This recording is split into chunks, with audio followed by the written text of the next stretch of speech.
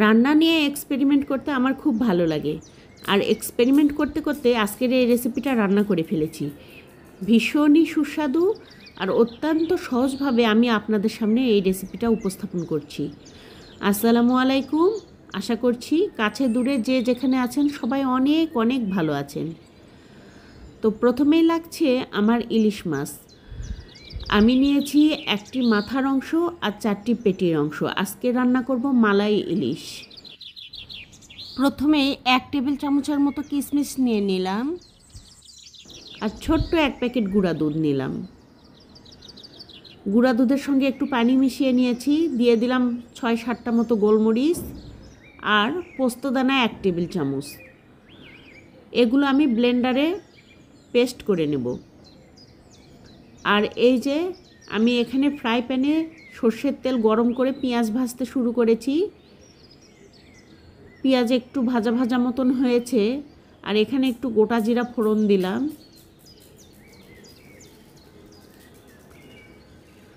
দিয়ে দিচ্ছি একটুখানি লবণ, 1 চা চামচ লবণ দিয়েছি। এখন দিব গুঁড়া মরিচ 1 চা চামচ, পরিমাণ মতো হলুদ দিব 1/2 চা চামচ, 1/2 চা চামচের একটু বেশি, আর 1/2 চা চামচের একটু বেশি দিয়েছি আদা রসুন বাটা। আর দিয়েছি একটা তেজপাতা, মাঝখান থেকে অর্ধেক করে কেটে 2 ভাগে ভাগ করে দিয়েছি। একটু পানি দিয়ে কষিয়ে নেব। ঢাকনা দিয়ে ঢেকে ঢেকে কষাবো। এক্ষেত্রে আমরা একটু ঝাল ঝাল পছন্দ করি বলে এই পর্যায়ে আমি 2টা কাঁচামরিচ মাঝখান থেকে ভেঙে দিয়েছি যাতে আর একটু ঝাল হয়, আর 2টা আস্ত দিয়েছি। যারা ঝাল পছন্দ করেন না একদমই তারা স্কিপ করে যাবেন এটা। আর ব্লেন্ডারের পটে বেটে রাখা মশলাগুলো দিয়ে দিয়েছি। খুব ভালোভাবে এগুলো আবার কষিয়ে নেব। ঝাল লবণটা অবশ্যই নিজেদের স্বাদ মতো দেবেন, একবারে বেশি করে না দিয়ে সেক্ষেত্রে চেখে দেখে পরিমাণ মতো দিতে পারেন। আর এটাও খুব ভালোভাবে ফুটিয়ে নেব। ধাপে ধাপে একটু একটু করে দিচ্ছি আর কষিয়ে নিচ্ছি। এই যে উপরে যখন তেলটা চলে এসেছে তখন আমি মাছগুলো দিয়ে দিচ্ছি। মাছের গায়ে খুব ভালোভাবে মশলাটা যাতে মাখানো যায় সেই জন্য এইভাবে মশলা তুলে তুলে গায়ে মাখিয়ে নিচ্ছি। উল্টে পাল্টে ঢাকনা দিয়ে খুব ভালোভাবে মাছটা আমি কষিয়ে নেব।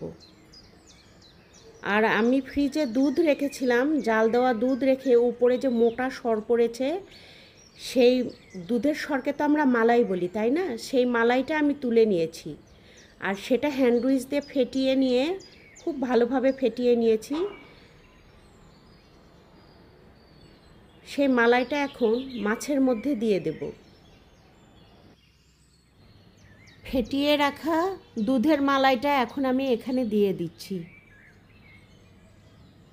আর মালাইয়ের বাটিটা ধুয়ে ঝোলের পানি দিয়ে দিব। ঝোলের পানি দিয়ে এটা ঢাকনা দিয়ে ঢেকে ফুটতে দেব। খুব ভালোভাবে ফুটিয়ে নিতে হবে। এই পর্যায়ে আমি অফ ক্যামেরায় আবার একটু লবণ দিয়েছি আমাদের টেস্ট অনুযায়ী। আর একটা কথা আপনাদের সঙ্গে শেয়ার করছি, কথাটা হচ্ছে যেহেতু এখানে দুধের মালাই দেওয়া আছে, দীর্ঘক্ষণ ঢাকনা দিয়ে ঢেকে রাখলে এটা কিন্তু দুধ যেরকম উতলে ওঠে ঠিক ওই টাইপের হবে। তো মাঝে মধ্যে একটু ঢাকনাটা ওপেন করে দিবেন, তাহলেই হবে। লবণ ঝাল সব একদম পারফেক্ট হয়েছে। গ্যাসের চুলাটাও অফ করে দিয়েছি। রান্নাটা আমার কমপ্লিট হয়েছে। আর ঝামেলা ছাড়াই ঘরোয়া উপাদানে তৈরি হয়ে গেল সুস্বাদু মালাই ইলিশ।